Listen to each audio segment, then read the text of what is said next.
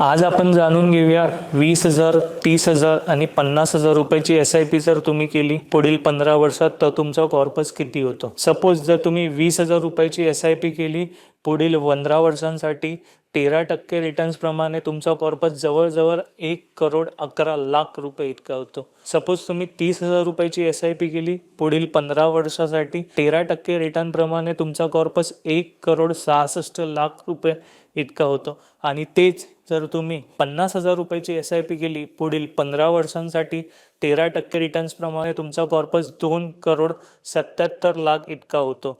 जर तुम्हालाही असाच कॉर्पस क्रिएट करायचा असेल तर सगळ्यात पहिली आणि महत्त्वाची गोष्ट म्हणजे तुम्हाला SIP स्टार्ट करायची आहे आणि तुम्हाला लॉंग टर्म इन्व्हेस्टमेंट करत राहायची आहे. जर तुम्हाला देखील म्युच्युअल फंडमध्ये इन्व्हेस्टमेंट करायची असेल आजच आमच्याशी संपर्क करा आणि अशाच एज्युकेशनल व्हिडिओसाठी आमच्या पेजला फॉलो करा. थँक्यू.